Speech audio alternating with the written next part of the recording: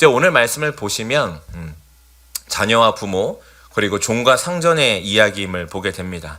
이제 에베소서 우리가 쭉 살펴보셔서 아시다시피 이제 1장부터 3장까지는 그리스도 안에서 우리가 은혜로 얻은 구원에 대해서 이야기를 하죠. 그러다 보니까 좀 더 신학적인 내용들이 많이 담겨져 있습니다. 그러고 나서 이제 4장부터 6장까지가 그 은혜를 받은 자들의 합당한 삶에 대한 이야기들이 기록되어 있습니다. 그래서 이제 4장부터 보면 옛사람을 버리고 새사람을 입으라 얘기를 하고요. 더 이상 어둠이 아니라 빛의 자녀로 빛에 있으니 빛으로 살라 라고 이야기를 합니다. 그러면서 우리가 지난주에 어떤 얘기를 나눴었죠? 아내와 남편에 대한 이야기까지 오는 것을 우리는 살펴보았습니다. 그러니까 5장 22절부터 오늘 읽은 6장 9절까지 이제 바울은 그렇게 새 사람을 입은 자, 하나님 나라의 백성이요 하나님의 통치 아래에 있는 자, 빛으로 사는 자가 어떠한 삶의 모습을 가져야 되는가 세 가지를 구체적으로 이야기를 합니다. 지난주에 아내와 남편이 있었다면 오늘은 남은 두 가지, 이제 자녀와 부모, 종과 상전 이렇게 기록이 되어 있는 것이죠. 우리는 이 두 가지를 통해서 그래서 오늘 좀 우리 삶을 비춰보고 함께 은혜를 나누고자 합니다. 먼저 이제 부모와 자녀와 부모에 대해서 살펴보도록 하겠는데요. 오늘 말씀 1절부터 4절까지의 말씀입니다. 이렇게 기록되어 있습니다. 자녀들아 주 안에서 너희 부모에게 순종하라. 이것이 옳으니라. 내 아버지와 어머니를 공경하라. 이것은 약속이 있는 첫 계명이니 이로써 내가 잘되고 땅에서 장수하리라. 또 아비들아 너희 자녀를 노엽게 하지 말고 오직 주의 교훈과 훈계로 양육하라. 바울은 자녀들에게 부모님께 순종하라. 주 안에서 부모에게 순종하라 라고 이야기를 합니다. 그러면서 그 뒤에 어떤 말을 붙이냐면 이것이 옳으니라 라고 얘기를 합니다.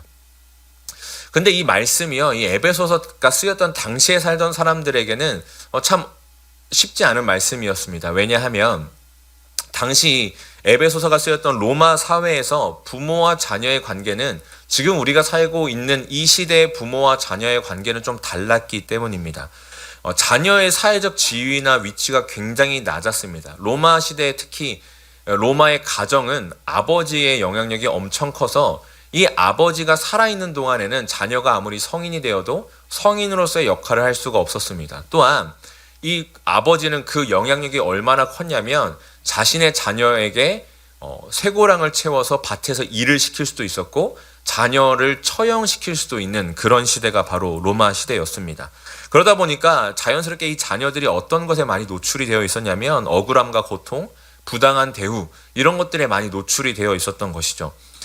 사람은요 기본적으로 악해서 자신이 더 많은 힘을 가지고 있다라고 생각을 하면 그 힘을 가지고 힘이 없는 이들을 압제하고 자기 마음대로 하려고 하기 마련입니다. 그렇다 보니까 이 로마 시대의 자녀의 삶의 그 위치는 굉장히 작고 낮은 위치일 수밖에 없었던 것이죠. 그것은 또한 우리 시대도 마찬가지인 것 같습니다. 우리 부모들이요, 우리 부모들이라고 하면 좀 그렇죠. 저는 아직 부모가 아니니까. 네. 참 조심스럽네요. 부모님들이요, 부모가 가지고 있는 권위, 이 권위와 또 힘, 이것을 얼마나 자녀들에게 잘못 사용하기 쉬운지 모릅니다. 아직 자신이 무엇을 좋아하고 원하는지를 분별하지 못하는 아이들에게 부모가 자신의 취향을 덧입히고 자신의 꿈을 자녀를 통해서 이루려고 하는 수많은 일들을 우리는 주변에서 보아왔습니다. 경험이 없고 미성숙하다고 해서 그것을 이용하려고 하진 않지만 자신도 모르게 그것을 이용하여서 자녀를 자신의 뜻과 마음 안에서 휘두르려고 하는 것이 또 그리고 실제로 휘두르고 있는 것이 부모의 연약함이죠. 그렇다면 우리 안에 이런 질문이 생깁니다. 성경에서 자녀들아 부모에게 순종하라 이것이 옳으니라 라고 얘기를 했고 그런데 실제로 우리의 삶을 보면 이 부모인 우리가 참으로 연약해서 자녀들을 그렇게 우리의 뜻대로 하기가 쉬운데 자녀들이 과연 순종하는 것이 옳은 것인가? 그렇다면 순종을 한다면 어디서부터 어디까지 순종해야 되고 어떤 부모에게까지 순종해야 되는가? 이런 질문들이 이제 우리 안에 막 들게 됩니다. 그래서 우리가 이 말씀 안에서 바울이 순종하라 뒤에 덧붙인 옳으니라 라는 이 말을 좀 살펴보아야 되는데요. 여기서 바울이 말하는 옳으니라 라는 말은 무조건적으로 자녀가 부모에게 순종하는 것이 다 옳다라고 의미하는 그런 옳으니라가 아닙니다. 우리는 그 앞에 달린 단서를 살펴보아야 되는데요. 무엇이냐면 주 안에서라는 단서를 살펴보아야 됩니다. 그래서 주 안에서 순종하는 것과 옳으니라라는 이 두 가지를 같이 보아서 이 옳으니라를 해석해야 됩니다. 그렇게 해석했을 때 이 옳으니라는 어떤 의미냐면 하나님 편에서의 옳음, 즉 하나님께서 이 땅을 창조하신 그 질서 안에서 그리스도께서 우리를 구원하셔서 주신 그 은혜 안에서의 옳음, 그 은혜 안에서의 순종을 의미하고 있음을 우리는 발견하게 됩니다. 하나님께서는요, 이 세상을 창조하시고 남자와 여자를 만드신 후에 두 사람이 서로 돕는 배필이 되도록 하셨습니다. 그래서 그것을 통해서 삼위일체의 하나님께서 완전한 사랑과 연합을 이루셨듯이 남자와 여자가 그리고 둘이서 이루는 가정이 그렇게 사랑하고 연합을 이루도록 창조하셨습니다. 그런데 이것이 언제 무너졌습니까? 인간의 타락으로 인해서 완전히 무너져 버렸습니다. 그래서 더 이상 남자와 여자는 그렇게 삼위 하나님이 사랑하시고 연합하신 것과 같은 사랑과 연합 안에서 거하기가 어려워졌습니다. 모든 것이 무너져 버렸죠. 그래서 이 세상은 점차 어떻게 변해갔냐면 남성과 여성으로, 청년과 아이로, 강자와 약자로 나뉘고 서로가 서로의 탓을 하며 조금이라도 더 힘을 가지면 힘이 없는 자들을 압제해오는 그런 역사가 반복이 됐습니다. 그래서 보면 특별히 미성숙한 아이들을 어른들이 마음대로 대하고 유린하기도 하는 그런 범죄들이 너무나 많이 벌어지고 있는 것을 보게 되죠. 전쟁이 일어나면 가장 많이 피해를 입는 사람들이 누구입니까? 물론 전쟁터에 나가서 죽는 젊은 청년들도 있지만 어린아이와 여성들이 굉장히 많은 인권적인 침해와 피해를 입는 것을 우리는 보게 됩니다. 바울은 그런 현실 속에서 부모와 자녀의 관계를 우리에게 바로잡아 줍니다. 그래서 자녀에게 부모에게 순종하는 것이 마땅함을 이야기하면서 무엇을 가지고 오냐면 10계명을 가지고 옵니다. 10계명의 5번째 계명, 자녀는 부모를 공경해야 함을 가지고 와서 이야기를 하는 것이죠. 바울이 이 5계명을 가지고 온 이유가 있습니다. 하나님께서 주신 명령이기 때문이기도 하지만 당시 유대인들이 이 5계명을 어떻게 이해하고 있는지를 알게 되면 조금 더 바울이 이 5계명을 가지고 온 이유가 분명해지는데요. 이 10계명에 대한 가설을 좀 이렇게 살펴보아야 됩니다. 설명하면 너무 길기 때문에 딱 짧게 말씀드리면 3가지 가설이 있습니다. 이 두 돌판에 10계명이 어떻게 기록됐느냐? 두 돌판에 1부터 10계명까지 해서 똑같이 기록됐다. 여기는 1부터 4까지 하나님에 대한 계명, 5부터 10까지 사람에 대한 계명 이렇게 나눠졌었다. 아니다. 양을 똑같이 해서 1계명부터 5계명까지 6계명부터 10계명까지 있었다. 이런 가설들이 있는데요. 당시 유대인들은 이 전통적으로 마지막 3번째 가설을 받아들였다고 합니다. 그래서 1계명부터 5계명까지 6계명부터 10계명까지가 기록되어 있어서 이 5계명 부모에게 공경하라라는 이 계명을 1부터 4계명까지 하나님에 대한 계명과 연결시켜서 보았다라는 것이죠. 그래서 부모를 공경하는 것을 하나님에 대한 의무에 들어간다라고 보았다고 합니다. 왜냐하면 자녀가 어렸을 때 부모가 자녀에게 하나님이 어떤 분이신지를 보여주며 하나님의 권위와 사랑을 전달해주는 역할을 부모가 맡았기 때문입니다. 그래서 바울도 이 5계명을 가지고 와서 자녀가 부모에게 순종하는 것이 마땅하다라고 이야기를 합니다. 하나님께서 부모에게 주신 권위를 인정함으로 순종하고 존경과 사랑을 드려야 하는 것이 마땅하다라고 가르치는 것이죠. 동시에 그래서 바울은 부모가 자녀를 노엽게 하지 않아야 되는 것 역시 옳다라고 가르치는 것을 우리는 보게 됩니다. 5계명이 어떻다고요? 부모가 자녀에게 하나님이 어떤 분이신지를 알려주며 드러내는 존재로 세워졌음을 이야기하고 있다라고 말씀드렸죠. 그래서 자녀가 부모에게 공경해야 됨과 동시에 그렇다면 부모의 의무, 책무는 무엇입니까? 자녀에게 하나님을 드러내어 보여주는 것이요. 그러니까 바울은요, 부모가 자녀에게 하나님이 어떤 분이신지를 보여주며 하나님의 권위와 사랑을 전달해주는 존재이기 때문에 자녀를 노엽게 하지 말고 자녀를 존중하며 그래서 뒤에 뭐요? 오직 주의 교훈과 훈계로 양육하라 라고 이야기를 합니다.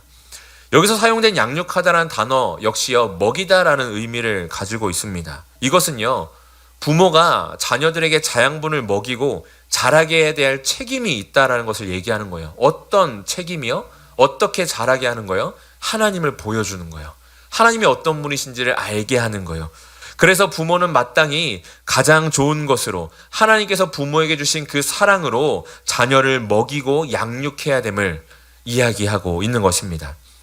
그렇기에 부모에게 무엇이 필요할까요? 바로 기도가 필요합니다. 아까도 말했듯이요. 이 부모 역시 연약해서요. 자녀를 억압하거나 자신의 뜻대로 휘두르기가 참 쉽습니다. 그런 우리의 연약한 본성으로 자녀를 대하지 말고 그리스도께서 보여주신 사랑으로 우리가 자녀를 대할 수 있도록, 그래서 나를 통해 자녀가 하나님을 발견할 수 있도록 그것을 위해서 부모는 마땅히 기도하며 힘써야 하는 것이죠. 그렇게 자녀를 노엽게 하지 말고 주의 교훈과 훈계로 양육해야 합니다. 사실 이 모든 것들을 하나하나씩 다루면 너무 시간이 길어지기 때문에 제가 빠르게 넘어가고 있는데요. 여기서 한 가지 더 좀 그 하나님의 창조 질서 안에서 옳음, 그 관계 안에서의 부모와 자녀, 이 관계를 생각하면서 한 가지 더 좀 생각해 볼 것이 있습니다. 그것은 무엇이냐면 아까 말씀드린 것처럼, 그렇다면 그래서 이 둘의 관계가 언제까지 얼만큼 순종의 관계로 있어야 하는가입니다. 아까도 말씀드렸다시피 당시의 로마 사회는요, 아버지가 살아있는 동안에 자녀는 성인으로서의 역할을 할 수가 없었습니다. 정서적으로나 사회적으로 성인이 되지 못한 채로 아버지가 죽을 때까지 있어야만 했던 것이죠. 바울은 지금 이 에베소서의 말씀을 통해서 그러한 세상의 풍조를 따라서는 안 된다라고 분명하게 얘기를 합니다. 부모도 자녀도 참 아버지이신 하나님을 잘 알고 그 질서에 순종할 수 있어야 됨을 가르치는 것이죠. 이건 역시 주 안에서라는 단어에 묶이게 됩니다. 그것을 통해서 바울은요, 부모께 순종하는 것과 그리스도께 순종하는 것이 부딪힌다면 아무리 고통스럽거나 위험해도 주 안에서 그리스도에 대해서 먼저 순종할 수 있어야 되면서 가르칩니다. 이것이 어디까지 순종해야 하는지에 대한 기준점이 되는 것이죠. 그리고 언제까지 순종해야 되는지에 대한 기준점을 무엇을 제시하냐면, 그렇게 또한 언제나 평생 육신의 부모님인 그 아버지와 어머니 아래서만 자녀가 있어야 되는 것이 아님을 알려줍니다. 성도님들 생각해 보십시오. 그리스도께서는 이 땅을, 하나님과 우리와 우리를 화평케 하기 위해서 오셨습니다. 그런 주님 안에 우리가 있다면 우리는 마땅히 하나님께서 세우신 질서를 생각하고 그 안에서 화목케 하는 일을 힘써야 합니다. 이것을요, 아주 간단하게 부모와 자녀의 사이로, 관계로 가지고 오게 된다면요, 어떻게 될까요? 믿지 않는 부모님이 있다고 해서 자녀가 그 믿지 않는 부모님을 외면하거나 떠나버려야만 하는 걸까요? 아니면 반대로 자녀가 너무나 말을 듣지 않는다고 해서 부모가 그 자녀를 마음에서 내보내 끊어버려야만 하는 걸까요? 아니죠. 하나님께서는 우리에게 분명히 화목케 할 것을 명령하셨습니다. 그리스도께서 그렇게 하셨듯 우리도 서로 사랑하며 화목케 할 것을 명령하셨죠. 우리는 그것을 생각해야 됩니다. 그래서 부모와 자녀 간에 어떠한 어려움이 있어도, 그래서 때로는 부모가 또는 자녀가 우리가 하나님을 섬기고 하나님의 말씀에 순종하는 데 있어서 거치는 일이 있더라도 우리는 그리스도를 기억하며 화목케 하는 것을 포기하지 않아야 됩니다. 그래서 지혜를 구하며 그리스도께 충성하고 부모님께 순종할 수 있기를 하나님 앞에 기도함으로 나아가야만 되는 것이죠. 또한 부모는 자신의 삶을 통해서 하나님을 드러내고 가르쳐서 자녀가 육체뿐 아니라 정서적으로 건강하게 성장하여 독립할 수 있도록 교훈해야 합니다. 그래서 그 역시 하나님 앞에서 또 다른 부모로 잘 성장할 수 있도록, 그래서 그가 온전히 자신의 믿음을 가지고 자라가며 살아갈 수 있도록 도와야 하는 것이죠. 그런 의미에서 보면 저희 교회가 참 유아 세례를 많이 받지 않습니까? 그 유아 세례도 귀하지만 입교도 엄청나게 귀함을 우리가 생각해 보게 됩니다.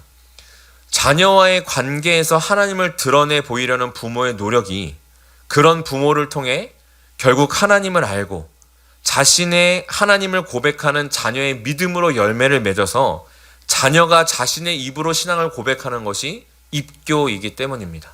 하나님께서 세우신 그 부모와 자녀, 그 가정의 질서 안에서 믿음이 부모에게서 자녀로 흘러가 자녀가 자신의 신앙을 고백하는 것, 그것만큼 아름다운 것이 없기 때문이죠. 하나님께서는 부모와 자녀 간의 관계 가운데 그렇게 되는 것이 참으로 옳다, 하나님의 질서 안에 있는 것이다 라고 바울을 통해서 가르칩니다. 이것이 이제 우리가 자녀와 부모와의 관계에서 말씀을 통해서 살펴보고 교훈 얻을 내용들이었습니다.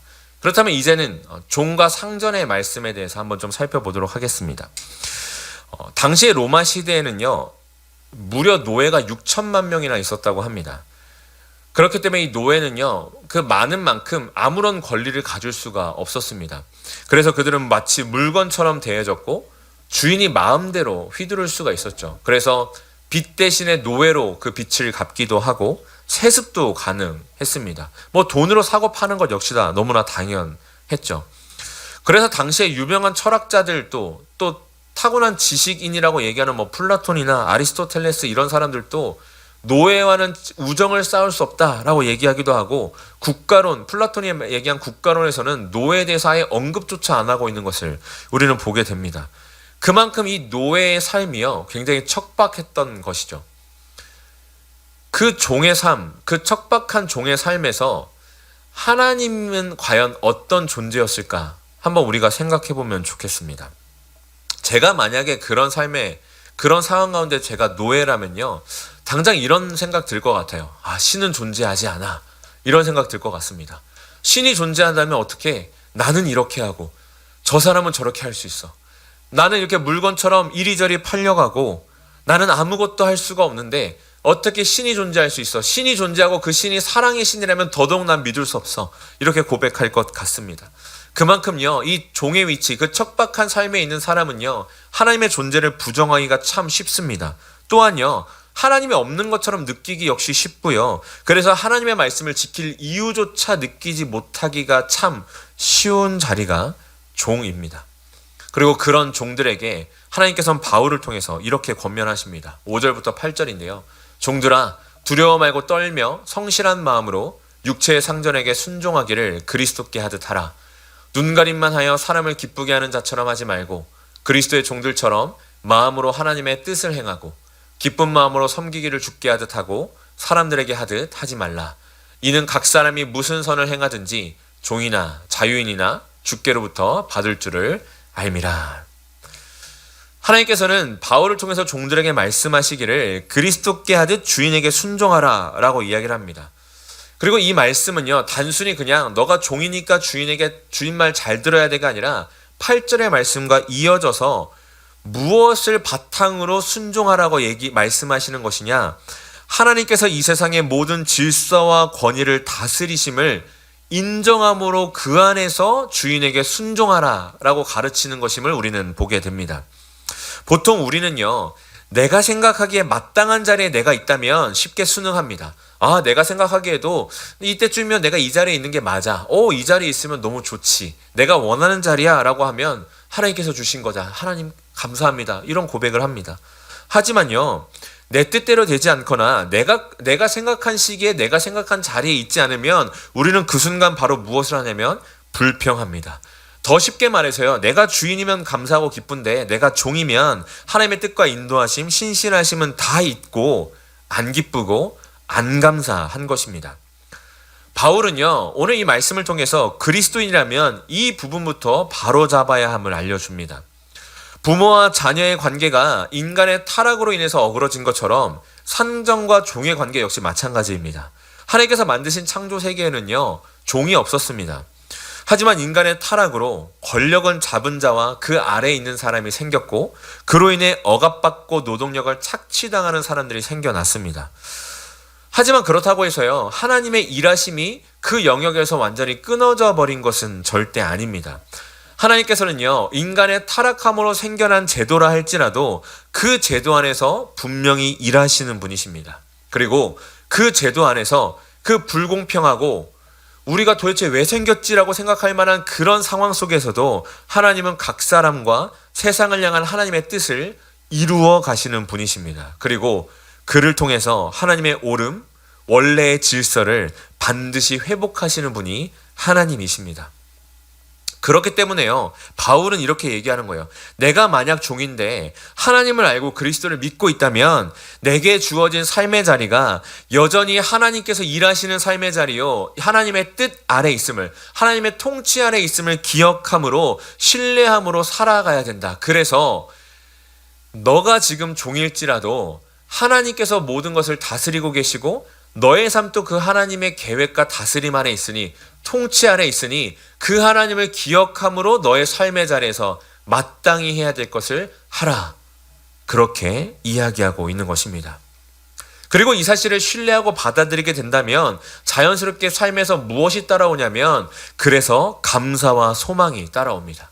바울이 감옥에 있을 때에도 감사하며 기뻐할 수 있었던 이유가 무엇입니까? 지금 그 순간이 하나님께서 허락하신 은혜의 자리임을 알았기 때문입니다. 바울이 보기에는 갇혀있고 도저히 이해하기 어려운 순간일지라도 하나님은 그런 바울을 통해 하나님의 일을 하고 계심을 바울이 신뢰했기 때문에 이 모든 상황과 그 일들을 통해서 하나님의 나라가 확장됨에 대한 바울 안에 확신이 있었기 때문에 그는 고난 중에서도 소망을 품을 수가 있었던 것이죠. 마찬가지입니다. 비록 종일지라도 그곳에도 하나님께서 함께 하심을 알고 있다면, 그것을 신뢰한다면 소망을 품을 수 있는 것입니다. 그리고 그렇게 됐을 때 오늘 말씀 6절과 7절처럼 할 수가 있습니다. 사람을 기쁘게 하는 자가 아니라 하나님 앞에 정직하고 성실함으로 하나님의 뜻을 행하며 죽게 하듯 할 수 있는 것입니다. 우리 역시 마찬가지 아닐까요?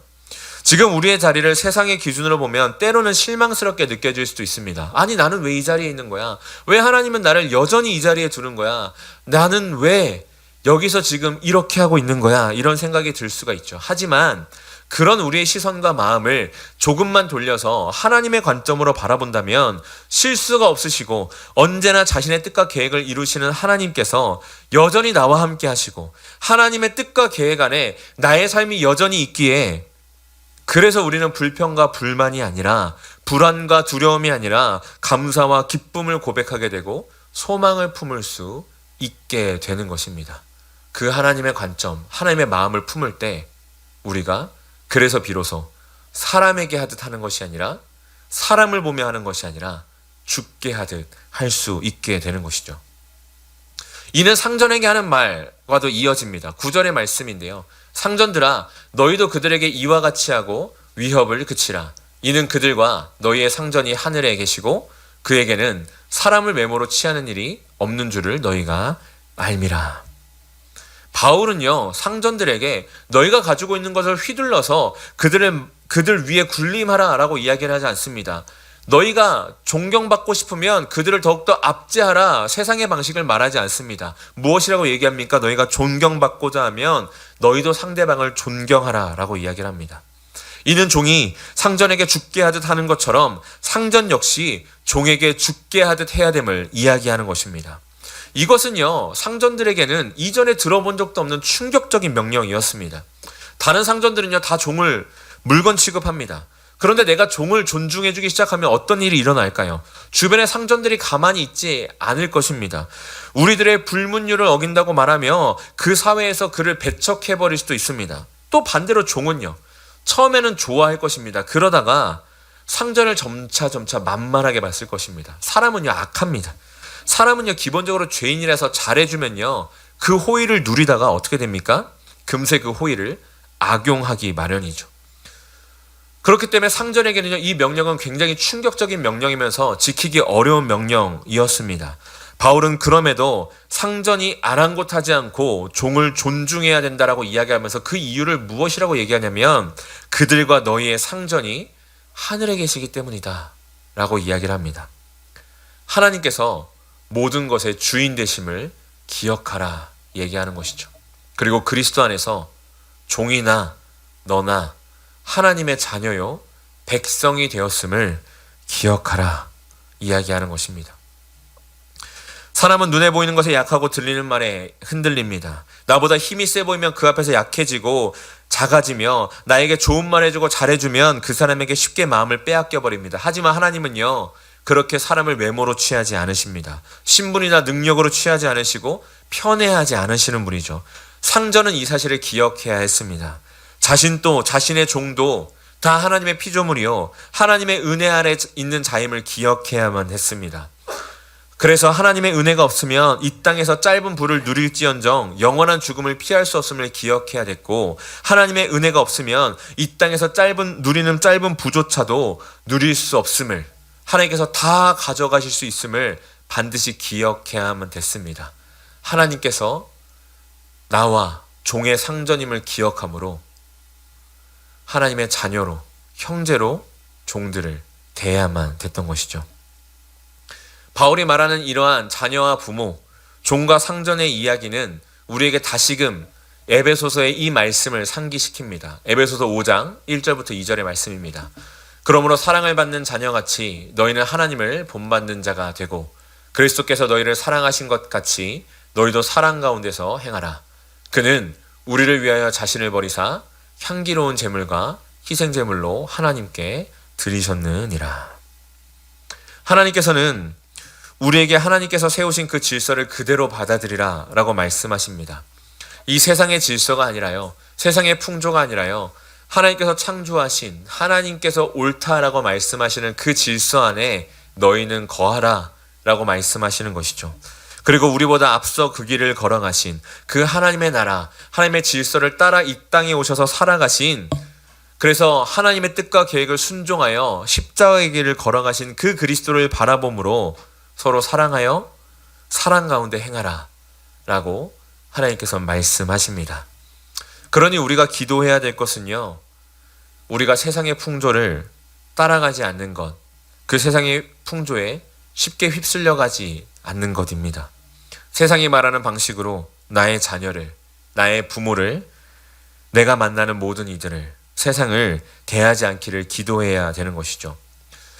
그리스도인에게 중요한 것은 내가 어느 위치에, 내가 어느 자리에, 그래서 누구보다 위에, 누구 아래에 있느냐가 아니라 하나님께서 보내신 그 자리, 그 위치에서 나는 과연 하나님을 발견하고 바라보고 있느냐입니다.